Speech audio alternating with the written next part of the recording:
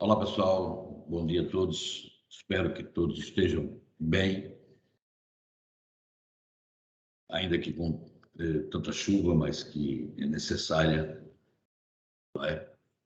Enfim, estamos antecipando a aula de amanhã, não é? Por conta dessas chuvas e vai atrapalhar muita gente, principalmente gente do interior que não está conseguindo chegar no Maceió.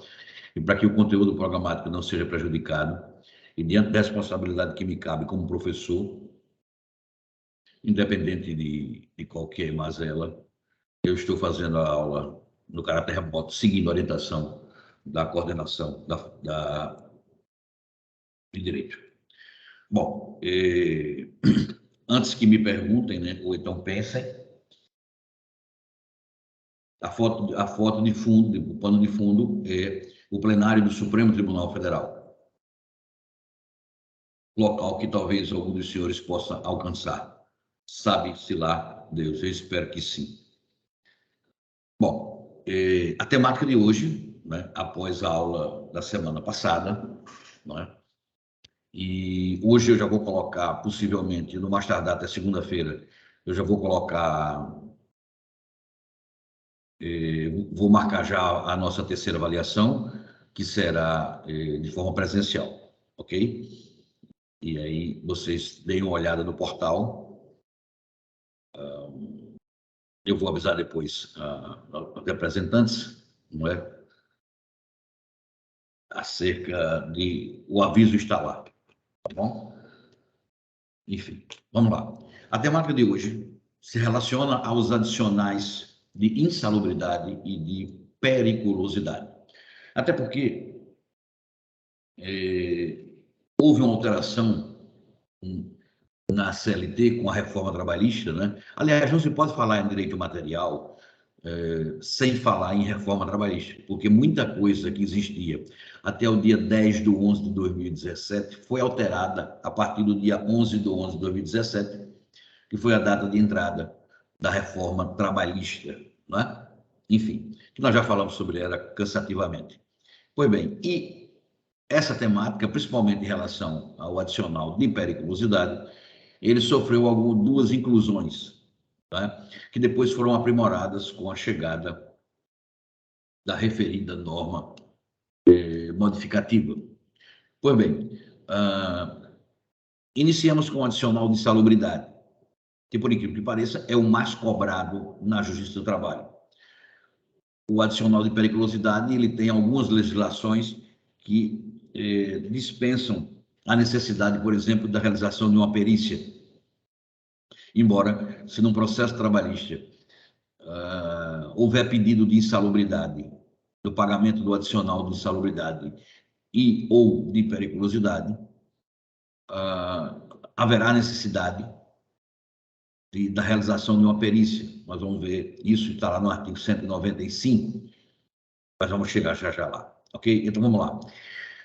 Antes de qualquer coisa, em relação ao adicional de insalubridade, ele tem uma norma, chama-se norma regulamentadora número 15 do Ministério do Trabalho, tá? Hoje o Ministério do Trabalho e do Emprego.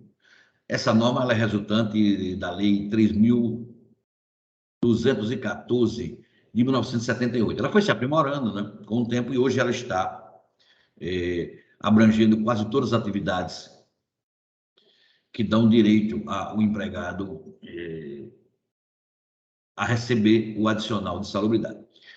Aproveitando a oportunidade e já mencionando a aula anterior, o adicional de salubridade ele integra a remuneração do empregado, né, desde que recebido habitualmente, para todos os efeitos legais.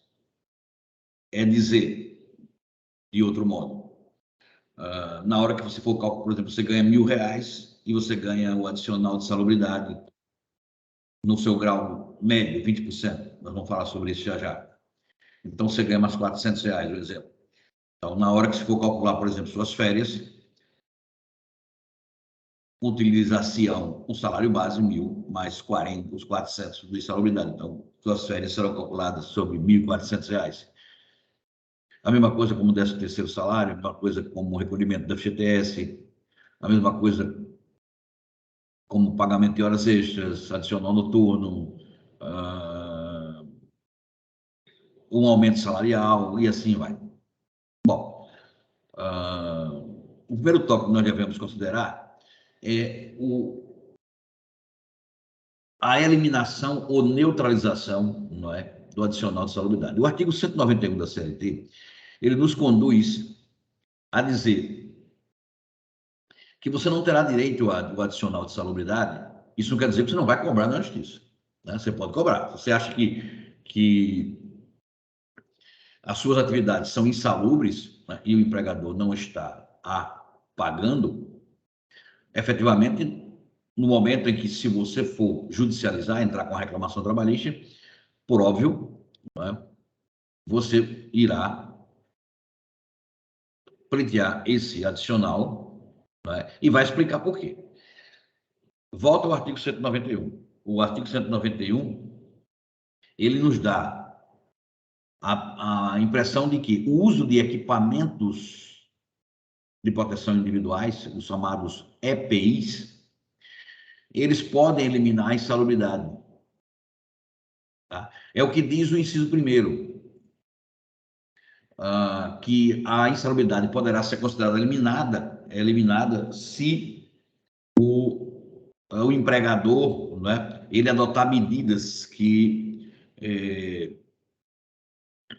conserve o ambiente de trabalho, né? Enfim, por exemplo,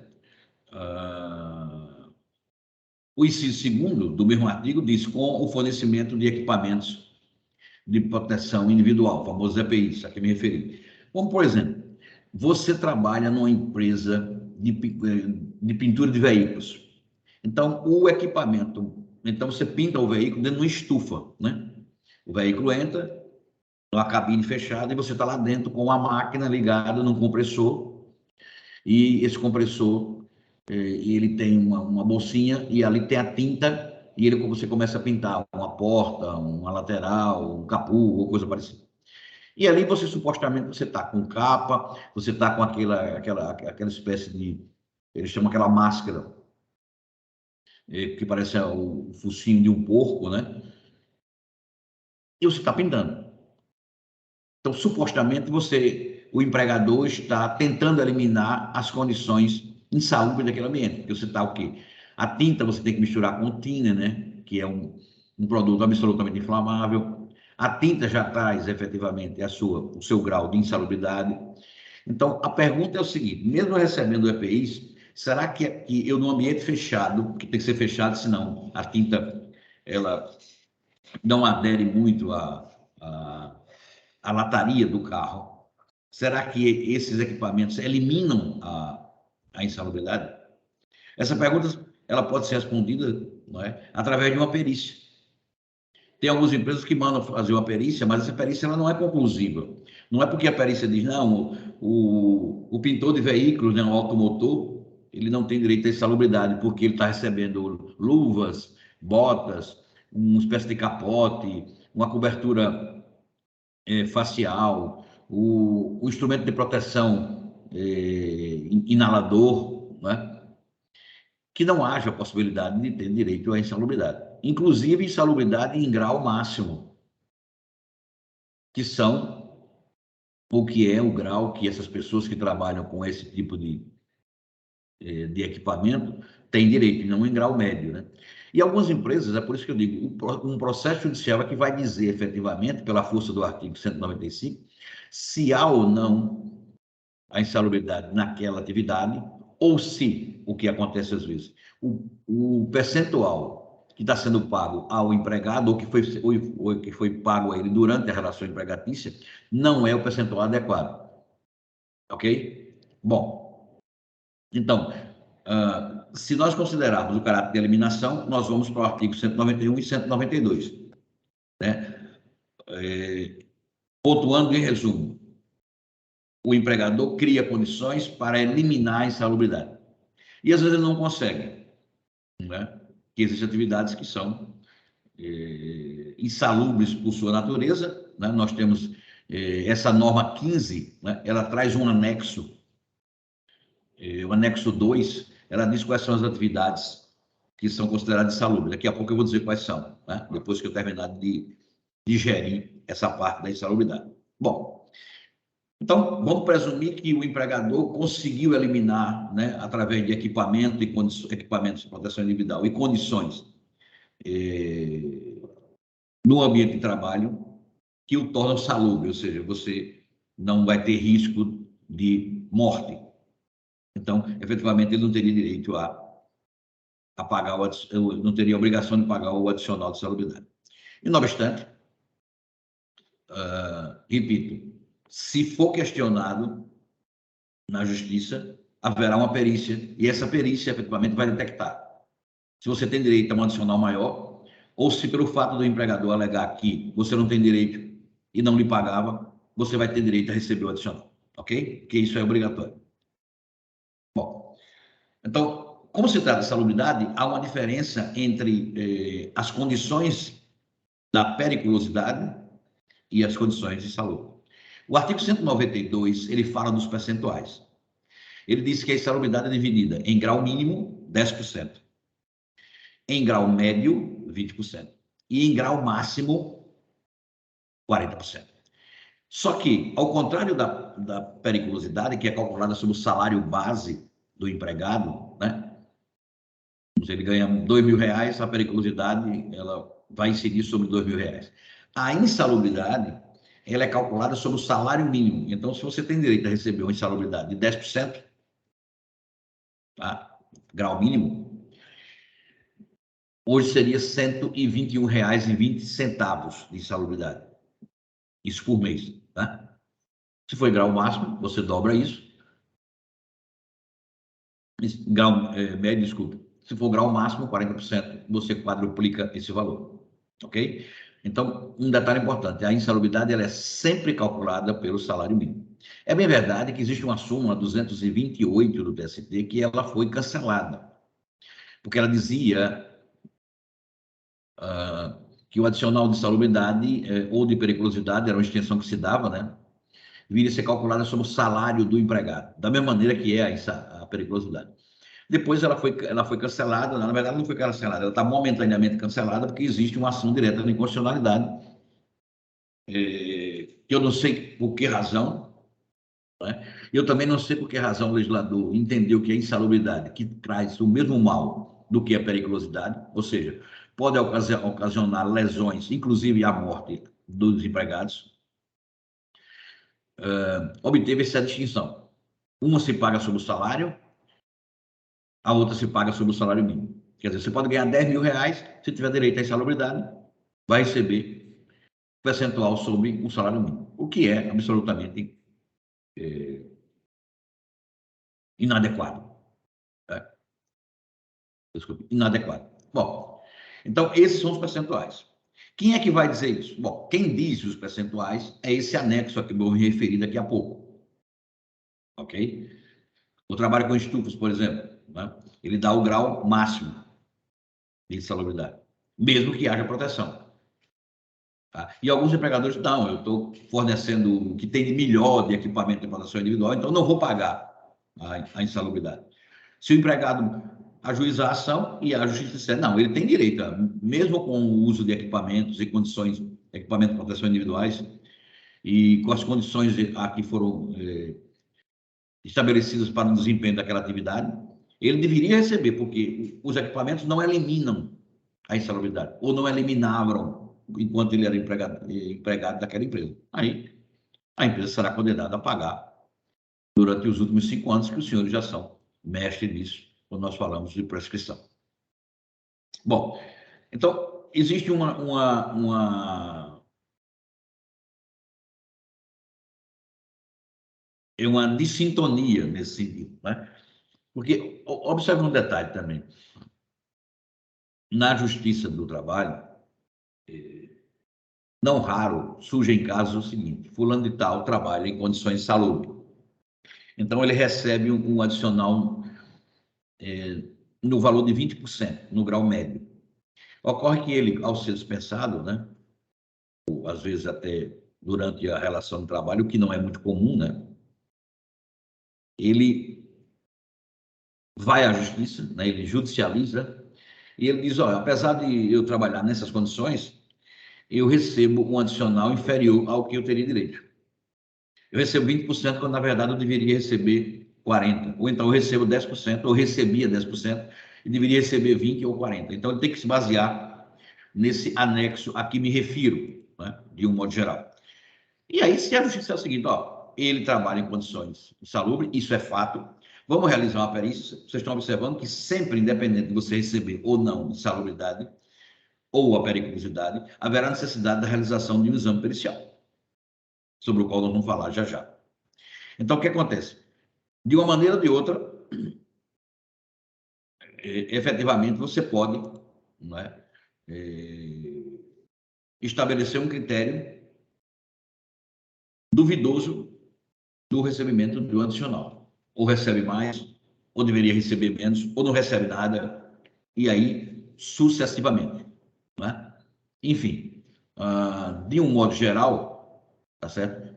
Como está dando uma oscilaçãozinha, eu vou só parar minha câmera um pouquinho, tá? Para eu ligar aqui também o meu sinal aqui do celular, tá? Vocês vão ficar somente usando a minha voz momentaneamente, tá bom? Eu volto já já, mas eu vou continuar falando, tá? Então, o que acontece na verdade? Só para efeito de conhecimento, né? No anexo 2 da norma número 15, né? Nós temos, por exemplo, deixa eu me lembrar aqui, você que trabalha com ruídos, por exemplo, você que trabalha quebrando pedras, né? Aqueles paralelepípedos, né? Então, quando ultrapassa, por exemplo, a um determinado limite, né? O limite básico são até 85 decibéis, né? Que o ouvido humano pode suportar, embora nesses pancadões aí que vocês conhecem, né? Os caras botam 200 decibéis e o cara está lá escutando, ninguém sabe. Por isso que muita gente aí está com problema de audição, né? Tem uma perda auditiva considerável. Então, nesse caso, né, nível de ruído, como eles chamam mais ou menos, dá direito a uma insalubridade no importe de 20%. Né? Outra hipótese que eu me recordo, o frio. Né? Você que trabalha entrando em câmaras frias, por exemplo, supermercado, né? Aquele pessoal que corta carne, o pessoal que faz reposição de materiais que são conserváveis naquelas câmaras frias que ficam 6 graus, 7 graus. Né? Então, nesse caso, dependendo do uso ou não de equipamentos, quer dizer, é comum a gente ver em supermercados a pessoa entrar com um capote branco, com uma bota, uma luva, né? E nada mais. Então, o rosto está todo efetivamente liberado para você receber aquela frieza. Ou então aquela capa, né? Aquele capote, coisa parecida, ele não diz, não protege. Então, nesse caso, seriam 20%, né, o frio. Se for aumentado, o frio pode chegar até 40%, 40% o grau de insalubridade. Não é? Agentes químicos, né? Aí isso oscila muito. Por exemplo, quem trabalha com produtos, por exemplo, as atendentes de odontólogos, né? Tem direito à insalubridade no grau de 20%, tá? Por conta do risco. O pessoal que trabalha em mineradoras, né? Aí há um problema que a gente vai ver. Embora a CLT diga que você vai ter que escolher por um dos dois adicionais, ou insalubridade ou periculosidade, é possível você receber os dois, né? Se as condições são... É claro que muita gente opta pela periculosidade, porque é maior, mas não está afastado da hipótese de você receber dois adicionais. Então, nesse caso, o adicional seria 40%. E assim nós vamos estabelecendo vários graus, né, de atividades que são insalubres. Né? Agente biológico, por exemplo. O pessoal aplicando vacina agora, né? Tá? Já houve algum questionamento, inclusive, aqui em Maceió, não me recordo, mas em São Paulo eu vi algumas pessoas do sindicato dos enfermeiros, né? Entrou com alguns pedidos diante da Covid, né? Que o pessoal estava se sujeitando a condições mais próximas do perigo, né? por conta de em hospitais, etc. Então, requereram a elevação de 20%, que seria o grau médio, para 40% do grau máximo, né? E o processo continua sendo efetivamente analisado, ok? Bom, eu acho que agora já dá para voltar a câmera. Deixa eu ver aqui. Agora sim, agora está ótimo, agora voltou bem, voltou melhor. Bom, então o que é que a gente deve considerar então? Né? Independente de qualquer coisa, é ponto. Tá? Aquilo que você recebe ou deixa de receber, se você judicializar, vai haver uma perícia. Então, insalubridade seria isso. Já a periculosidade, meus amigos, existem alguns diferenciais. Por exemplo, a norma que trata das condições insalubres, ela está inserida na NR16, que é da mesma portaria. Okay? Essa portaria é de junho de 78. Repito, ela foi sendo alterada, né? E incluindo mais agentes. Você tem uma ideia, hoje é considerada atividade periculosa a condução de motocicletas. Os uberistas, né? Além de ter o vínculo reconhecido, quando comprovada a sua relação, né? Embora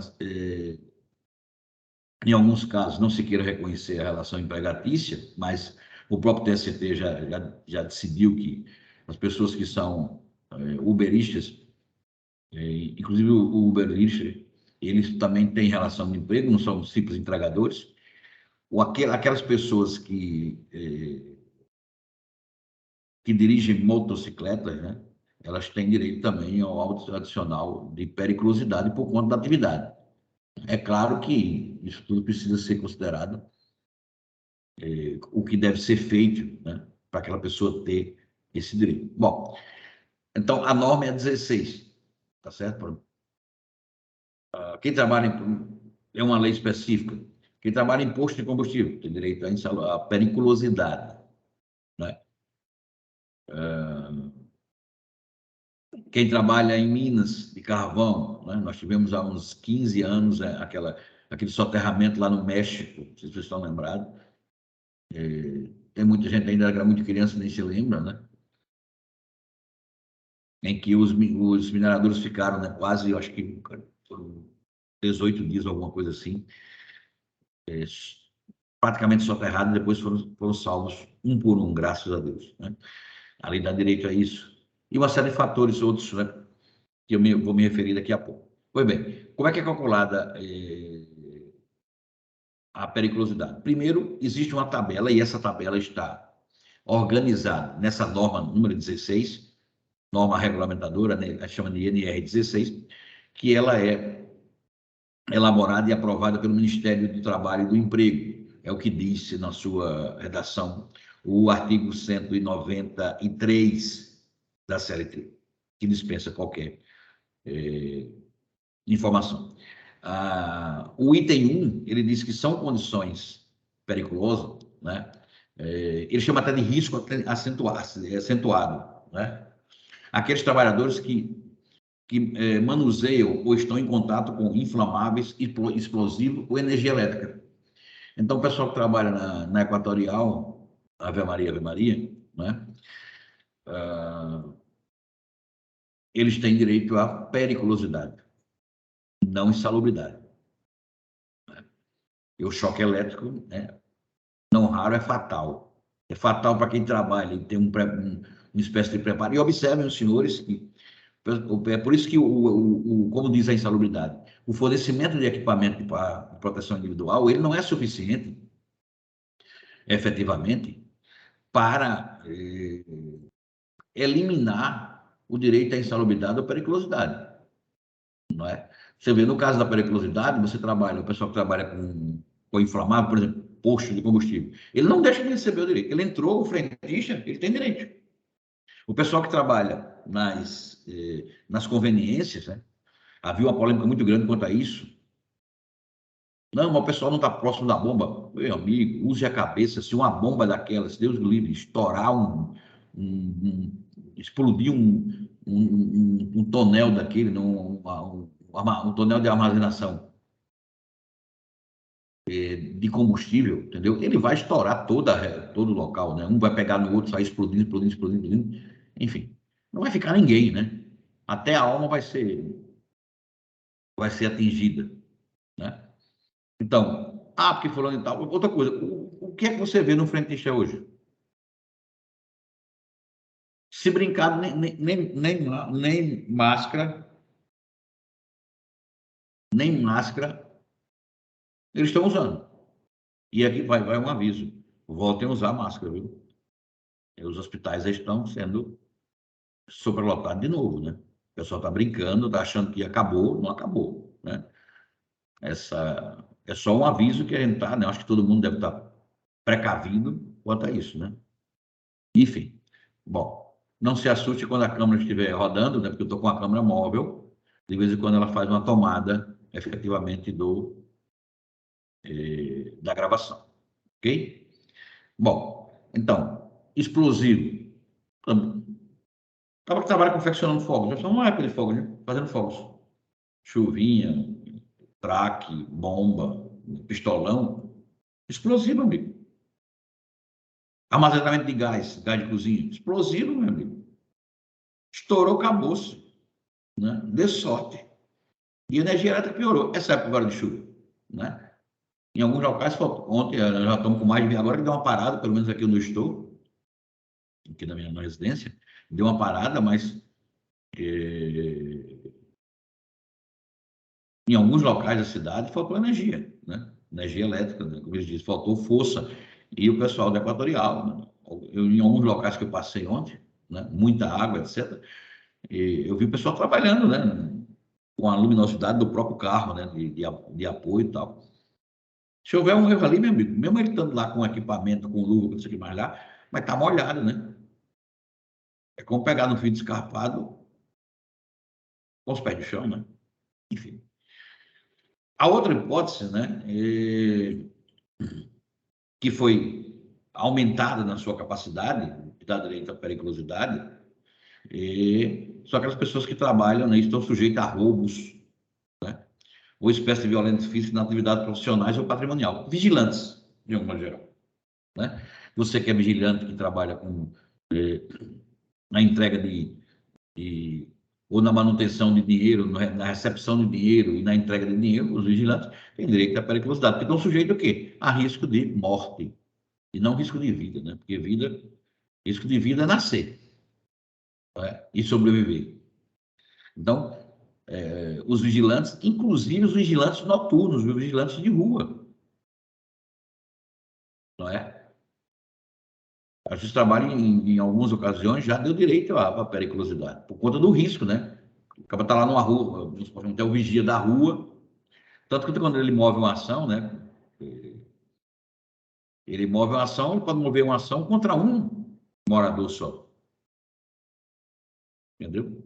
Até porque vocês ainda não viram isso, talvez, não sei, mas no caso da relação empregatícia, o empregado é quem escolhe quem é o empregador, quem é o seu empregador. Então, um vigilante noturno ou diurno, sei lá, de um conglomerado de casas, uma rua ou coisa parecida, tá? Que é diferente de um condomínio, ele escolhe lá o Antônio. E, bom, acho que o Antônio tem mais condições de me pagar, então vai lá, move a ação contra o Antônio, e o Antônio chama os outros, como co-responsável, como líderes consortes. Né? Precisa colocar todos da rua, ok? E há um detalhe também muito importante em relação à periculosidade, que eu já vim dizendo a vocês, que a periculosidade, faça essa diferença, ela incide sobre o salário, tá? Incide sobre o salário do empregado, certo? Agora é o salário puro, é o salário sem qualquer gratificação. É bem verdade que ela vai servir para calcular, por exemplo, hora extras, igual a insalubridade, né? A periculosidade incide, ela reflete sobre outras parcelas, desde que seja habitual. Então, segundo o parágrafo 1º do artigo 193 da CLT, Lá se diz que os 30%, e a periculosidade ela é um percentual fixo, é 30% sobre o salário percebido pelo empregado. Seja ele o salário contratual, não. Você começou a trabalhar aqui, vai ganhar R$3.000, então você vai ter, tem direito a isso, a periculosidade tem, então 30% de 3.000 dá R$900, então você vai ganhar mais R$900, além dos 3.000 que foram pactuados. Se for salário da categoria, aí é uma polêmica muito grande.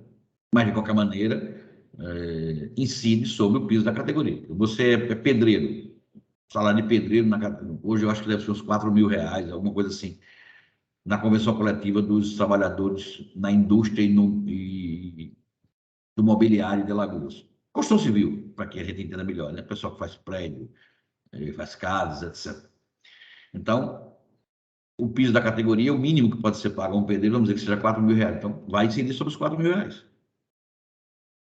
Então, 3 vezes 4, 12. São 4.000 mais 1.200 de periculosidade. E aí nós não teremos mais salário, teremos remuneração. Excetuam-se da incidência as gratificações, os prêmios, nós já vimos isso na última aula, não é? Onde está isso? E as participações no lucro dos resultados. As gratificações, não é? A CLT não especifica que tipo de gratificação é essa, porque se for uma gratificação de função, por exemplo, né? Aí há uma polêmica também, porque, por exemplo, no caso dos bancários, os bancários eles recebem por força de convenção coletiva para remunerar a 7ª e 8ª horas, nós já falamos isso quando falamos sobre horas extras, uma gratificação não inferior a 55% do salário, porque a jornada do bancário inicial são 6 horas, e quando ele passa a exercer uma função de maior complexidade, por exemplo, ele passa de caixa para gerente, então ele passa a ter uma jornada ao invés de 6 para 8. Como a CLT ela diz gratificações só, então há um entendimento na jurisprudência que não é unânime, que são todas as gratificações que são pagas ao empregado. Há outro entendimento que precisaria sem saber que gratificação é essa. Que aqui poderia ser uma gratificação semestral prevista numa convenção coletiva. A própria participação no lucro e resultado, que não incide, ela ocorre geralmente, dependendo da categoria, em junho e em dezembro, outras em março ou até março, outras no final do ano. Então, essas hipóteses, as gratificações, os prêmios, né, que são os prêmios por produção e a participação no lucro, elas não se somam à remuneração para que incida o adicional de periculosidade. Por exemplo, você ganha 1.000, você ganha 3.000 reais de salário, aí você ganha uma gratificação de mais 500 reais, ok? Então, pelo parágrafo 1º do artigo 93, para calcular o adicional de periculosidade, eu só utilizaria o salário. Ao invés de utilizar 3.500 e dar 1.050 reais, né?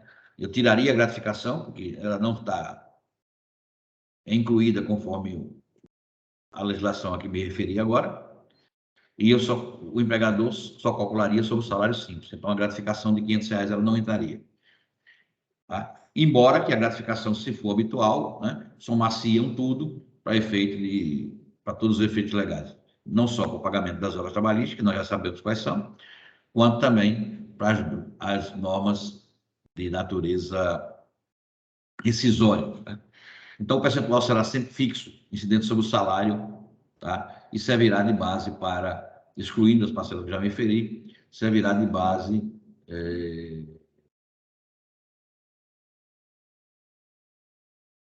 para as parcelas que, porventura, você tem direito durante a relação empregatícia ou na rescisão de contrato.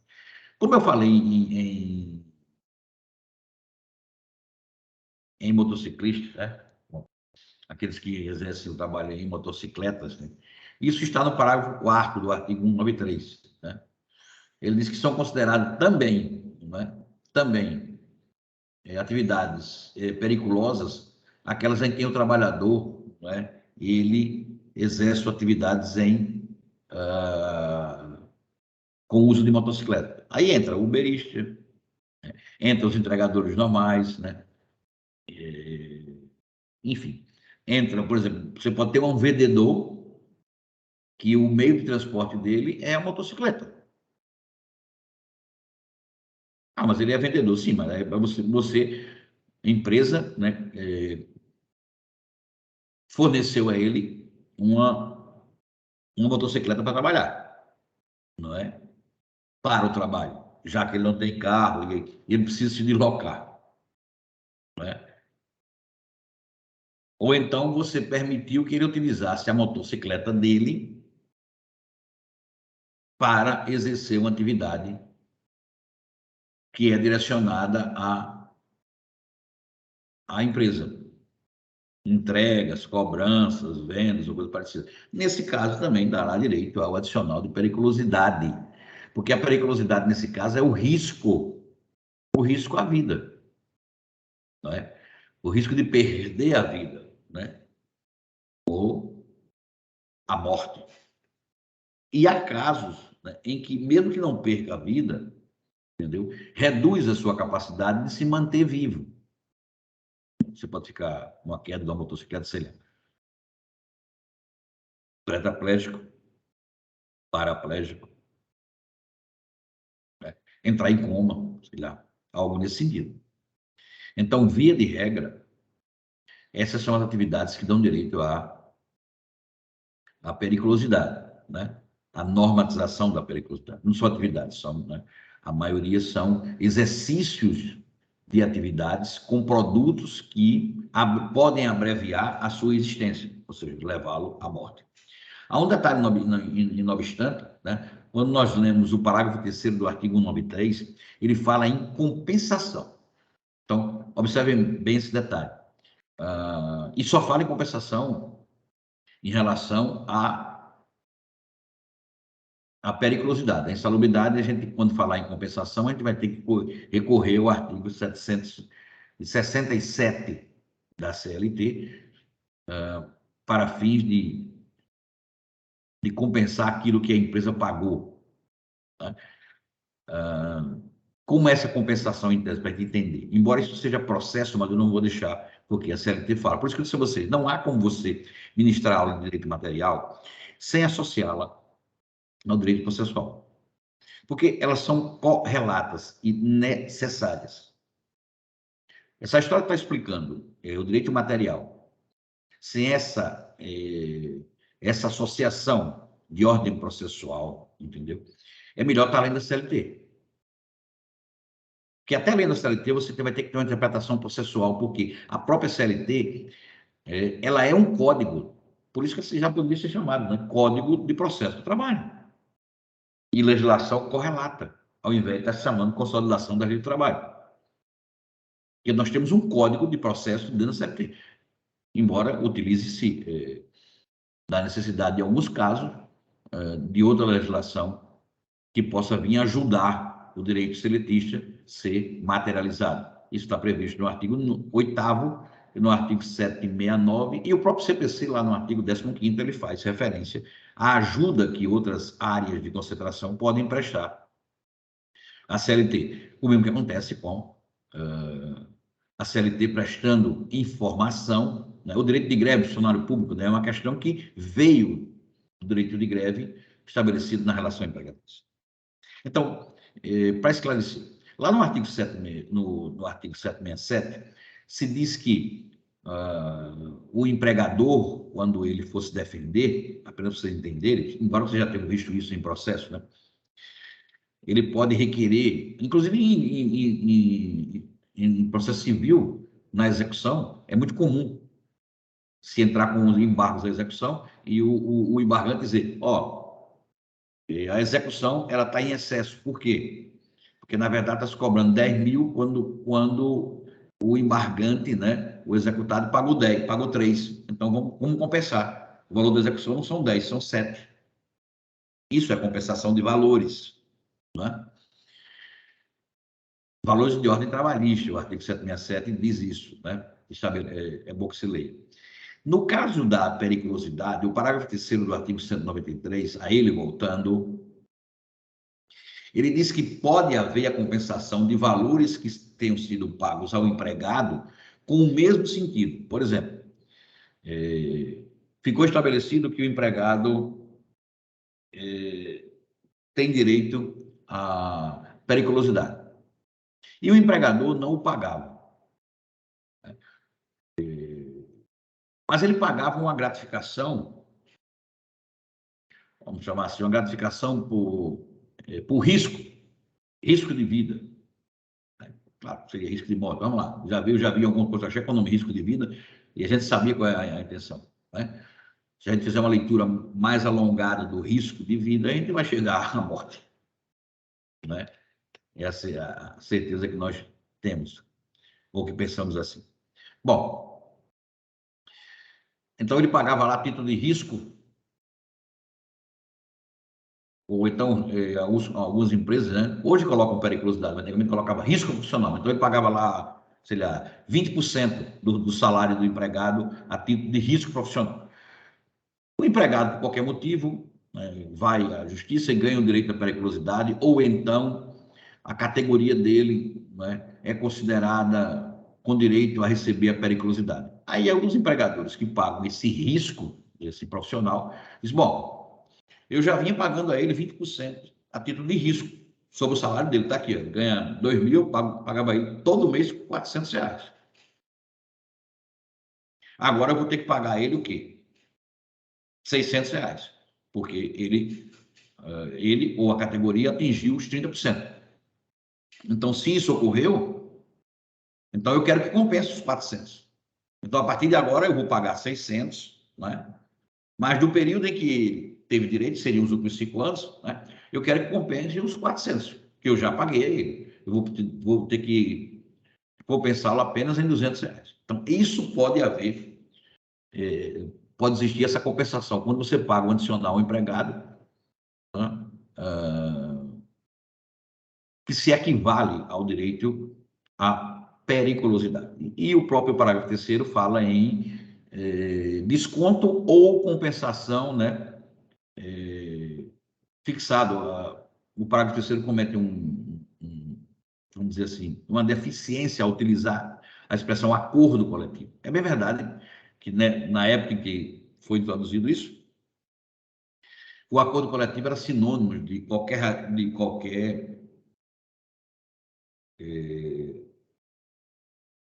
convenção coletiva, né, ou convenção entre empregadores, ou entre empregado e sindicato dos empregados, sindicato dos empregadores, que pudesse trazer melhoria nas condições de trabalho. Eu já disse a vocês, eu não preciso repetir isso, porque vocês tiveram um período inteiro, né, para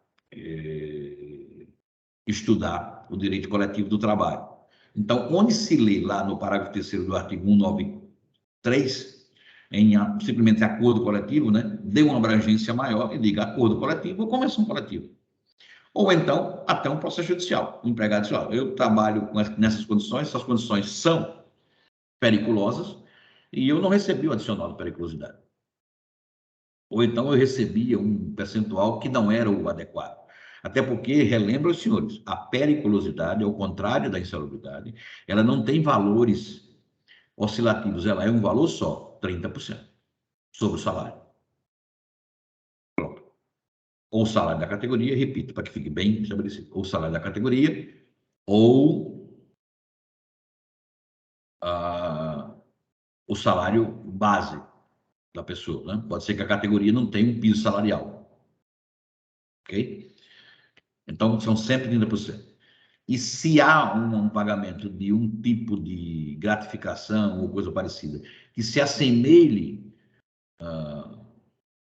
à periculosidade, o empregador pode requerer, inclusive processo judicial, que haja a compensação desses valores. Ok? Então, a compensação está listada nessa hipótese.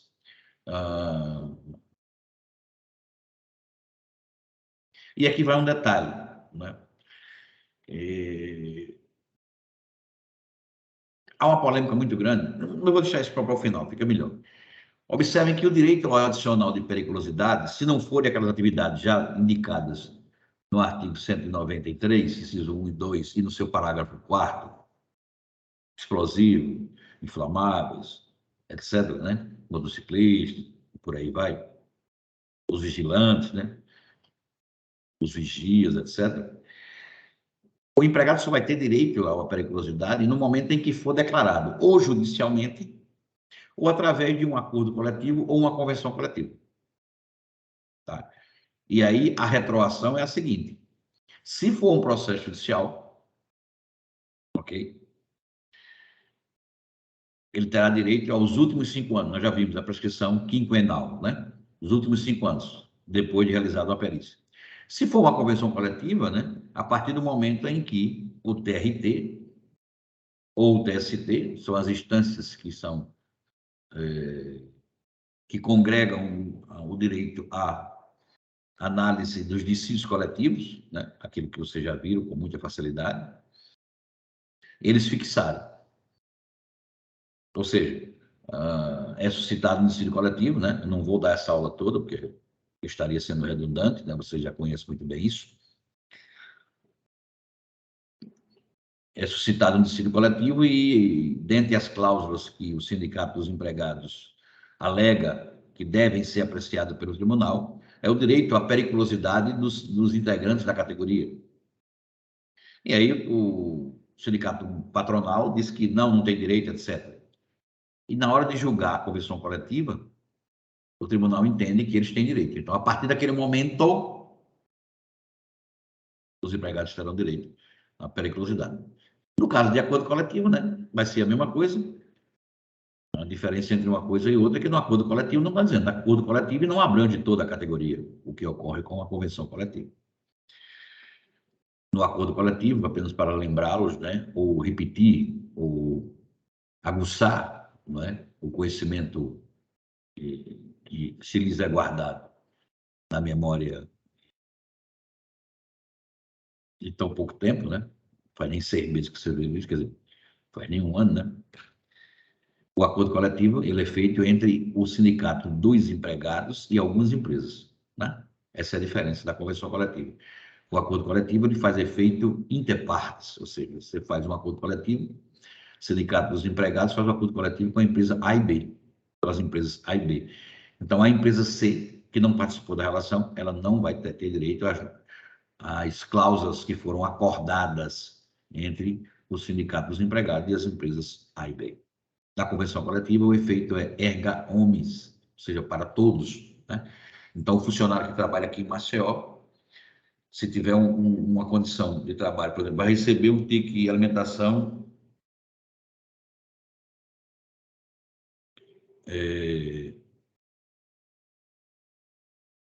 no valor dele, mensal de R$ 1.200. E acontece o quê? O empregado que trabalha lá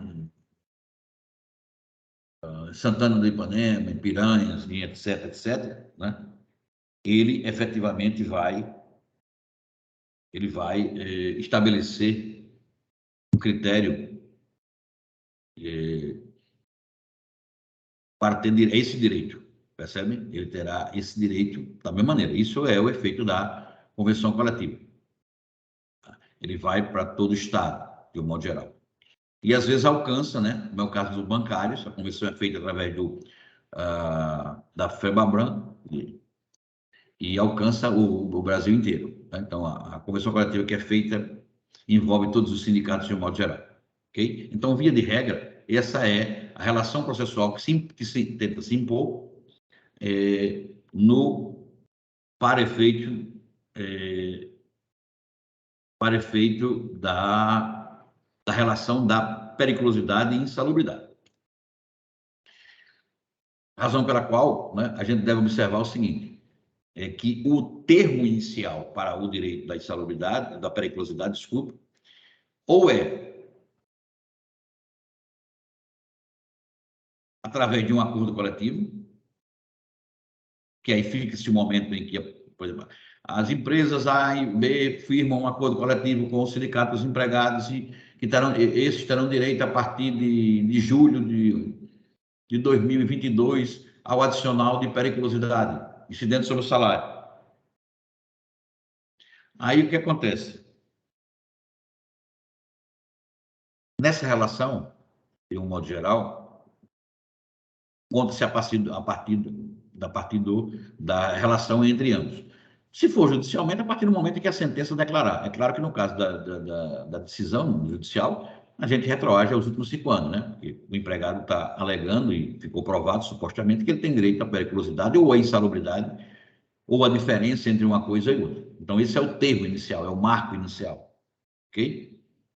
Enfim, um faz efeito ex tunc, né? A partir dali, o outro faz o efeito ex nunc, né? Antes. Bom, se nós formos observar o momento em que ou a forma, isso é o caráter judicial, né? Não se tratando de acordo coletivo, nem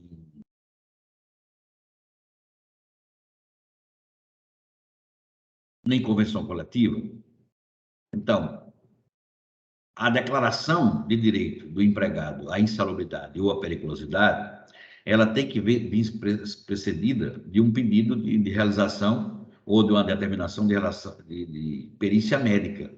É o que diz lá o artigo 193 do seu parágrafo 2º, né? E ele fala o seguinte, que o parágrafo 2º diz que arguída a periculosidade ou insalubridade, né, seja pelo empregado ou seja pelo sindicato de classe, né, o juiz ele vai designar a realização de um exame pericial. É claro, se a gente for considerar a ordem de perícias, né, é possível que os empregados apresentem laudos médicos e o juiz se valha daquela prova, mas não raro se manda realizar a perícia, entendeu?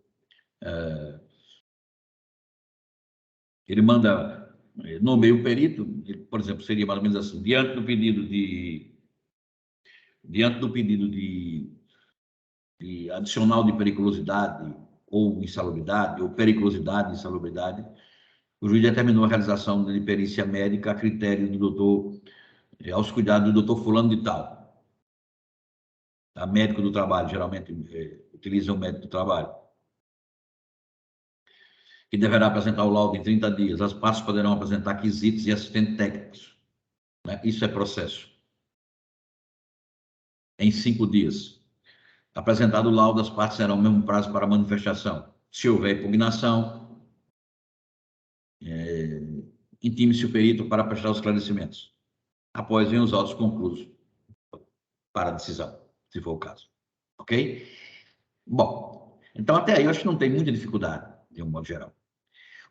Uma relação que merece um destaque é o seguinte: o parágrafo 2º do artigo 93, ele diz o seguinte, que o empregado poderá, repare como é que a coisa fica, o empregado poderá optar pelo adicional de salubridade que porventura lhe seja devido.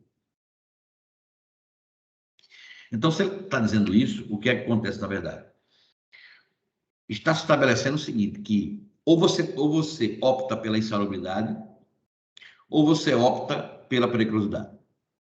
Dito de outro modo, foi realizado um exame, aí o perito encontrou, bom, este empregado tem direito à insalubridade, e vou dar já um exemplo, e ele também tem direito à periculosidade. E aí o empregado teria que escolher entre a periculosidade ou a insalubridade. Pelo entendimento inicial, em minúsculo, né, pequeno ainda, porque a jurisprudência tem um entendimento diferenciado também. Ela não é unânime, mas ela tem um entendimento diferenciado. O empregado iria escolher um dos dois. E é lógico que o empregado iria escolher o quê? A periculosidade que incide sobre o salário dele, e não a insalubridade que incide sobre o salário mínimo. Porque a perda seria muito grande. Né? Se você calcular, por exemplo, a insalubridade num grau de 10%, sobre o salário mínimo, né, que eu já falei, daria 121,20 centavos. Enquanto que a periculosidade sobre o seu salário, no salário de 1.500, né, daria R$ 400, R$ 450. É uma diferença muito grande, né? Quase o triplo. Né? Ocorre que a jurisprudência já tem se posicionado em determinados momentos que, havendo comprovação dos dois adicionais, né, seriam devidos os dois adicionais. Né? Quer ver um exemplo? um hospital. O hospital é todo insalubre e a grande maioria das atividades alcançam o grau máximo, 40%. Ok? 40%. Então, suponhamos que durante o dia, vamos dizer, num turno, o empregado ele trabalhasse na recepção do hospital. Então, ele ganhava lá, sei lá, há uma polêmica muito grande quanto a isso, né, em relação aos hospitais.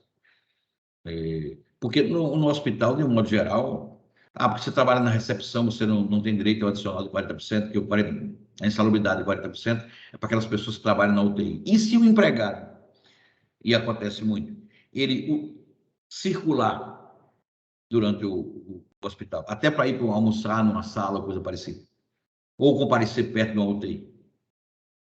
Isso não é raro de ver os empregados questionando o grau de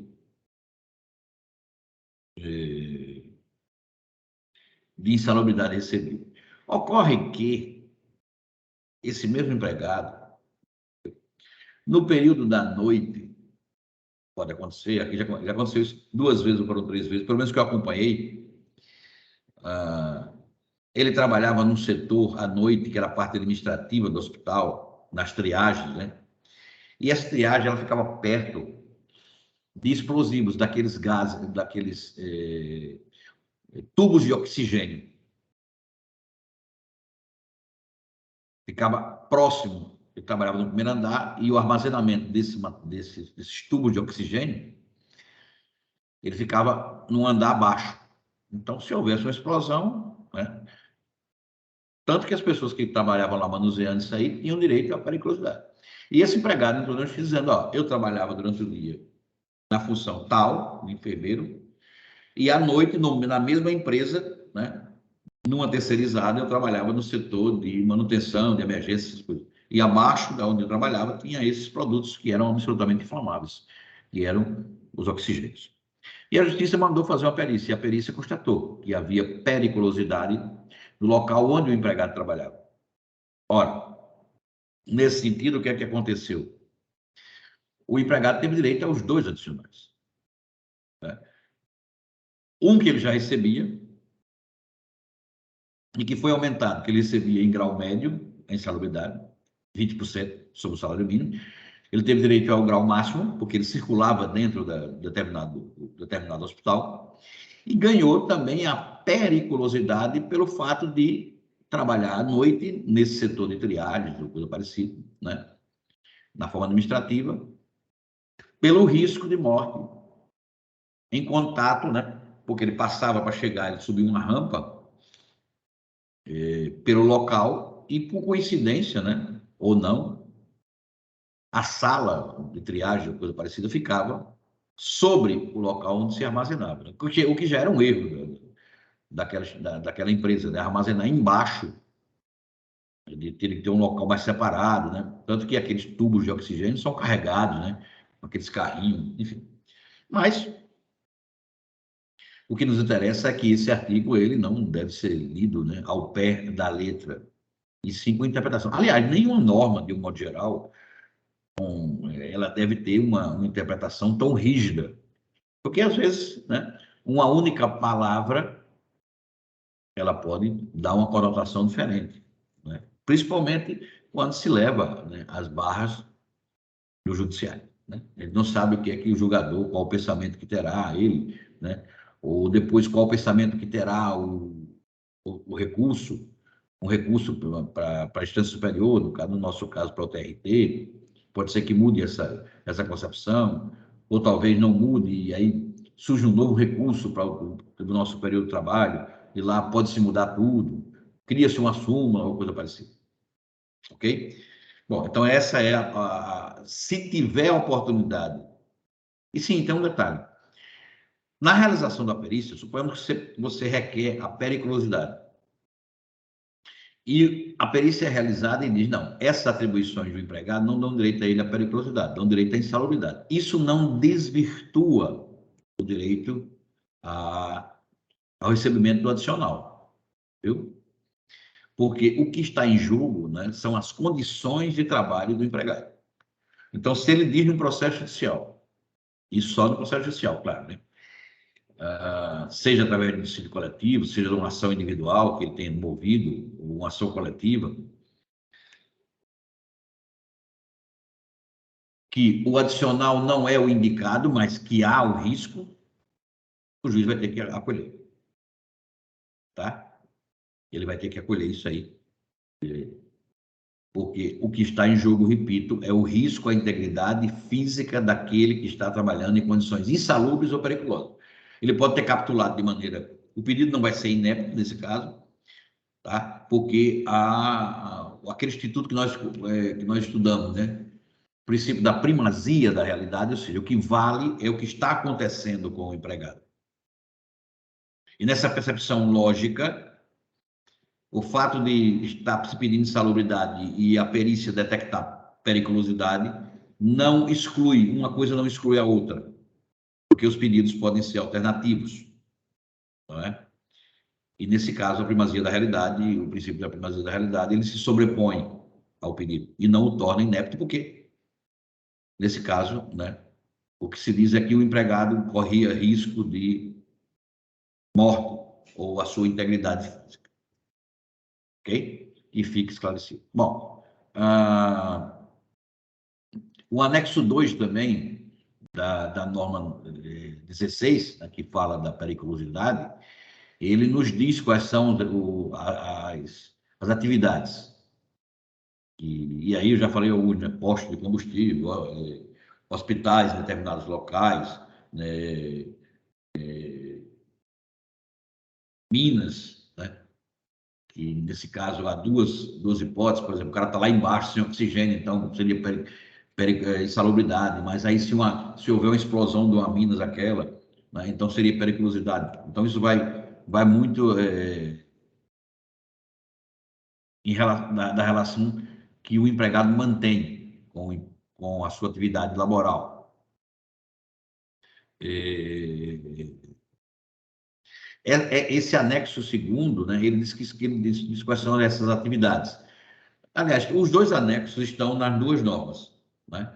Tanto que quando você for capturar a atividade do empregado, seria interessante para ele. Você vai cobrar na justiça, ou então o sindicato que vai mover um dissídio coletivo para dar direito ao empregado, aos empregados, ou você que está advogando, ao adicional de salubridade ou periculosidade. Então, vai na norma lá, se é insalubridade, vai na norma 15. E vai lá nos anexos, vamos ver qual é a atividade. Qual é a atividade sua? Não, eu trabalhava numa clínica médica, e não recebi o adicional. Qual é o percentual? Bom, 20%, 10%, 40%. E que pode aumentar dependendo das condições, né, que você mantém. Não, eu trabalhava numa empresa de fabricação de produtos de plástico, né, e inalava uma série de produtos, não tinha EPI, etc. E eram inflamáveis também, lá tinham botijões de combustível, enfim.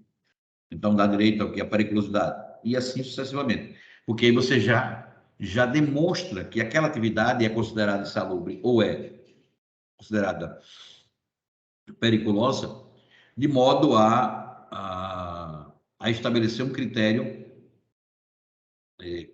de facilidade para que o perito, na hora que realizar o exame, né, ele possa ser verdade. O empregado trabalhava nessas condições, ou então ele exercia a função nessas condições. Então, essas condições já estão indicadas nos anexos para efeito de deferimento da insalubridade ou da periculosidade.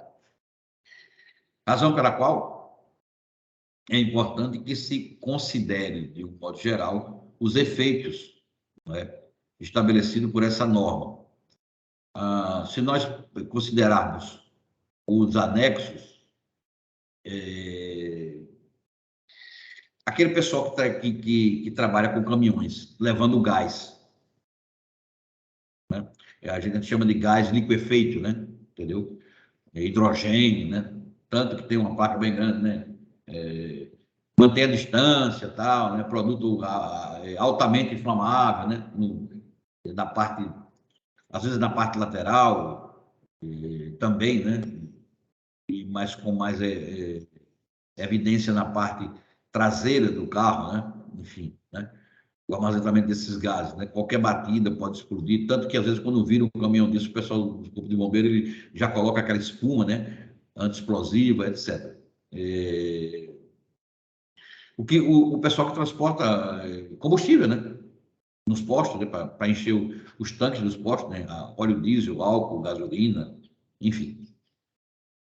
Esse também tem direito, né? Ao adicional de periculosidade, são exemplos que dá esse direito. Isso está no anexo 2º, né? E assim sucessivamente. Tem uma série o anexo é muito grande, né? Ele fala, tem uma hipótese que é interessante, o carregamento de navios, né? Navios tanques, caminhões tanques, né? Vasilhame, aí ele fala também no enchimento de gás de cozinha, né? Ele chama de gaseificação, né? O encher, mesmo naquelas empresas que fazem o enchimento, mesmo com proteção, mas aquilo ali se explodir. Transporte de vasilhames em caminhões, né? O pessoal que trabalha, desculpa, trabalha carregando os oxigênios para os hospitais também, né? Tem direito a isso, né? Porque se aquilo explodir de qualquer maneira. Tanto você vê que aqueles vasilhames são muito pesados, né? E a espessura é muito grossa para evitar isso. Operador de bomba, né? O famoso frentista, etc. Enfim. E uma série de outras atividades que seria desnecessário estar falando em todas elas, né? Porque às vezes você trabalha em uma atividade que abrange mais de 2 aspectos, né? Você é frentista, mas quando chega um caminhão, em tese, né? Você já tem direito, né? Chega um caminhão lá, claro, você não vai receber dois adicionais de periculosidade, mas chega um caminhão, é você que vai lá e levanta a tampa para que o cara bota aquela bomba, né? Às vezes, né? E começa a encher, né? E o pior não é isso, o pior é que às vezes o pessoal está descarregando o caminhão, né? Bota aquelas plaquinhas, como se aquilo fosse resolver. E você está lá no seu carro, né? Conversando no celular, já pensou uma faísca daquela, hein? Conversando no seu celular e o tanque sendo abastecido ou reabastecido, né? O tanque, digo, né? O tanque de combustível através de um caminhão. E você abastecendo seu carro. Enfim, é um risco muito acentuado para isso tudo, né? Bom, nesse caminhar, então, seguindo a ordem, né? Nós encerramos hoje essa aula remota, né? Que abrange os 2 assuntos, né? E na próxima segunda-feira nós voltaremos com. Faltam só mais 2 assuntos para encerrar a atividade conteúdo programado, né? Que é os direitos. Eu já falei em grande parte deles, né? Quando falei da modalidade do contrato, mas aí eu deixei 2, que seria o teletrabalho, né? O trabalho remoto, o trabalho home office. E aí na segunda-feira nós iremos tratar sobre eles com mais vagar. E aí, com ele, a gente encerra, né? Que são os 2 últimos assuntos, o trabalho remoto e o trabalho por tempo parcial. Né? E a gente já marca a nossa terceira avaliação. Ok? Tenhamos todos um bom feriado, um bom término de semana, se cuidando sempre, e que Deus abençoe o lar de cada um, que nenhum mal possa nos atingir, nesse momento tão crucial em que todos nós passamos, tanto material quanto espiritualmente. Era o necessário por esse momento. Muita paz e até um próximo encontro na segunda-feira. Obrigado.